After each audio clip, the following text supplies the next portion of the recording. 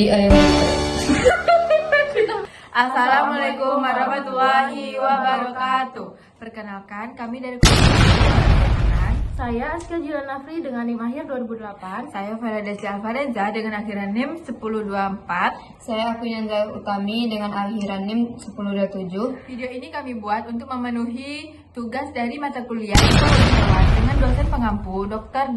A. Adrian dengan judul podcast Suara Alam. Selamat datang di podcast Suara Alam. Nah, kali ini podcast ini memberikan tempat untuk para hewan untuk berbicara setelah sekian lama hanya manusia yang bisa ngoceh.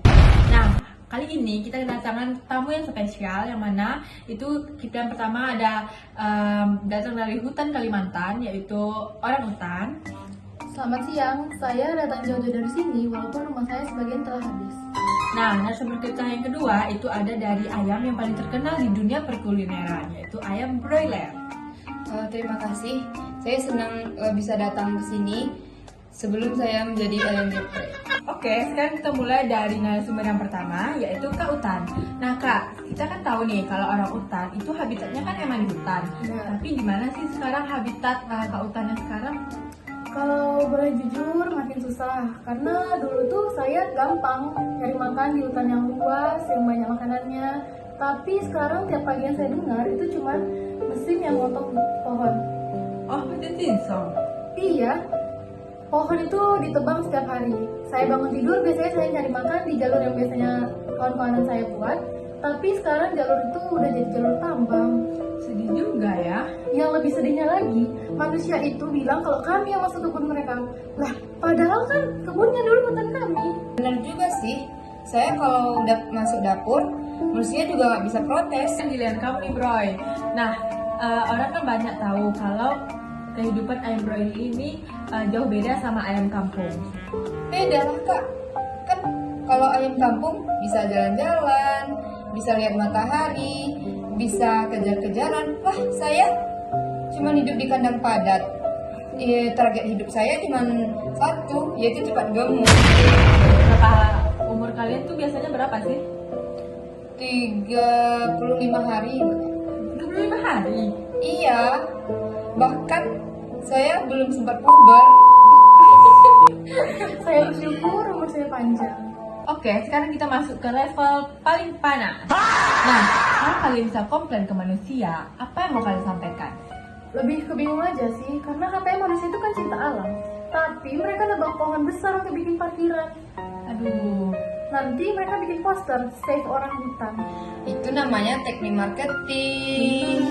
kalau kamu sendiri gimana nih Bro? Saya cuma heran manusia suka bilang kasihan ayam, tapi mereka tetap beli paket ayam jumbo. Terus dan kenapa ya kalau makan ayam tuh pada suka yang pedas level 20 gitu. Saya rasanya mati 2 kali. Nah, ada nggak Kak pengalaman yang menyedihkan bisa Kak Utan ceritakan? Pengalaman menyedihkan waktu hutan kebakar sih. Hutan kebakar, asapnya kemana-mana, jadi banyak teman saya yang kehilangan rumahnya. Kami sebenarnya nggak marah sama manusia, cuman kami juga pengen hidup lebih panjang, Kak. Itu kena banget sih ya. Kalau saya pengalaman sedihnya lihat teman hilang satu-satu. Dia jual. Iya, hari ini ngobrol, besoknya udah jadi paket hemat. Terus kadang saya mikir, manusia bilang, kok yang ini gede banget. Oke, sekarang kita santai dikit. Nah, menurut kalian kebiasaan manusia apa yang aneh? Mereka tuh bikin AC karena panas. Padahal pohon yang mereka tebang itu bisa loh bikin mereka dingin. Manusia juga lucu, diet tiap hari Senin, makan ayam goreng tiap malam. Terus kalau makan bilang cheat day, lah saya yang jadi cheatnya.